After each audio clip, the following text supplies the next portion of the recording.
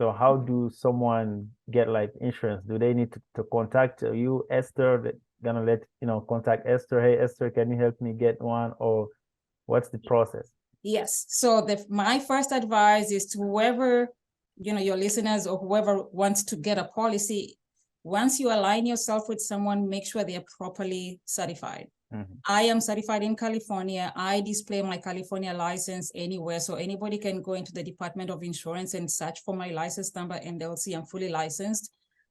So they always do due diligence. It's almost like going to a doctor. You have to make sure they are well certified to treat you, right? Right. So it's always just aligning yourself with an actual legit financial professional, but also just knowing to ask the right questions, making sure you do your independent research as well.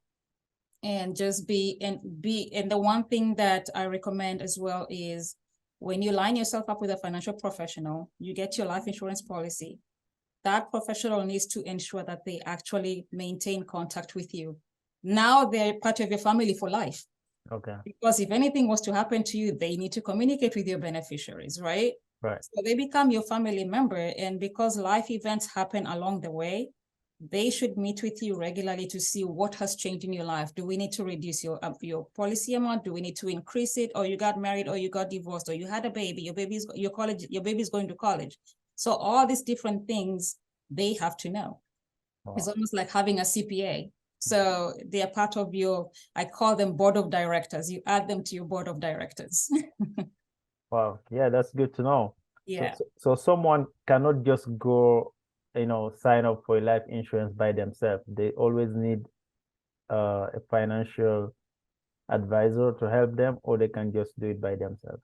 So I know nowadays we have a lot of because of everybody wants convenience. You'll find these websites where you can put in your information and then it spews out a quote for you.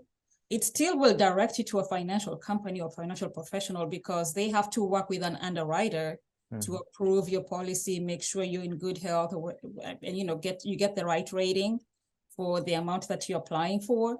So it still has to go through a regulated process. Like you said, it's a highly regulated field, and that's why we have to get certified to even talk about, these services that we offer.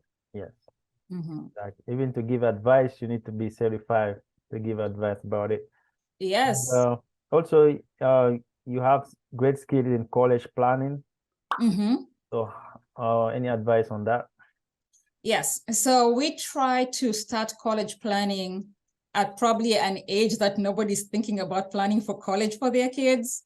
So we try to meet with parents, actually younger than that.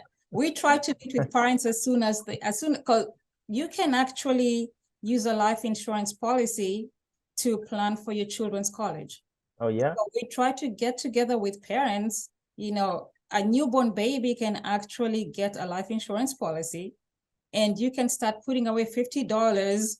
And by the time they're 18, due to the power of compound interest, they have more than enough money to pay for college, and they don't have to end up in this bucket of college loans and student loans. And so we meet with parents early on, and we just kind of like look at different plans that work for them, because the ultimate goal when we meet with clients is we don't want to add a bill. We look at what your income is, what your expenses are, what discretionary income do you have, and try to work within your budget to find something that works for you.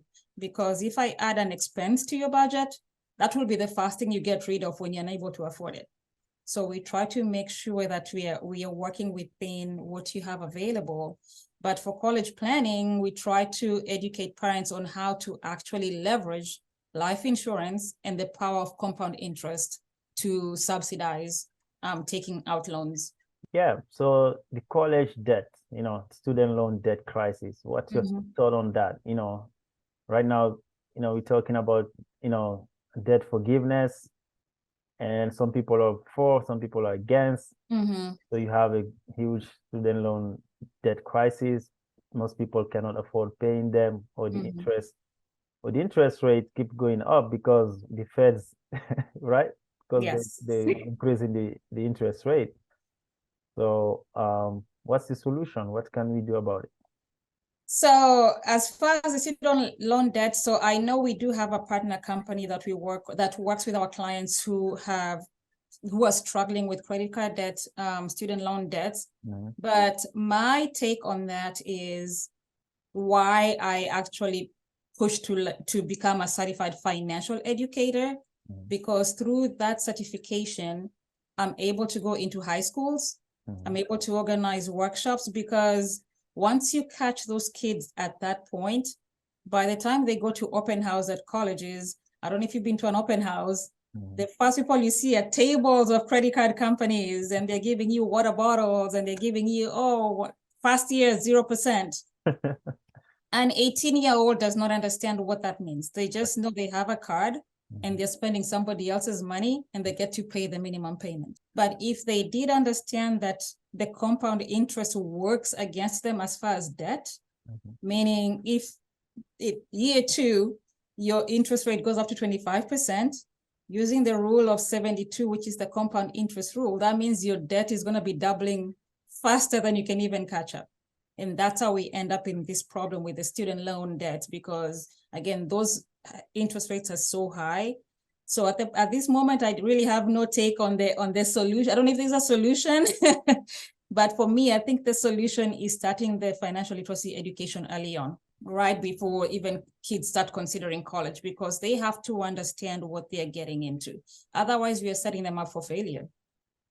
Yeah, it's such a big topic. Like you said, most people don't understand the compound interest. So you have sometimes they tell you 0% APR for the first 6 months, but after the first 6 months or after the first year, then maybe you have a 20 or 30% interest rate. Yep. And then you keep paying the minimum payment. At some point, start doubling. Then you cannot. It's hard to catch up. And then you go get a second credit card. And then before you know it, it's become this mountain of debt that's just, leaning heavily on you. So yeah, it's just. But how do you pay off those debts? What's the solution for people to pay off those debts? You have some companies that can help them, or? Yes, so we do have a partner company called Debt America that we refer our clients to, and they work with them to resolve the credit card issues, the student loan issues.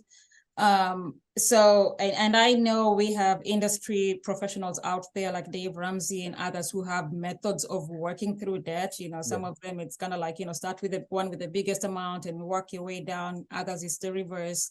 Right. But for us, we do a referral to the company that has the specialty of handling that once we meet with clients, because we originally will always do with everybody we sit down with, we do a financial needs analysis and just kind of like map out what do you have out there.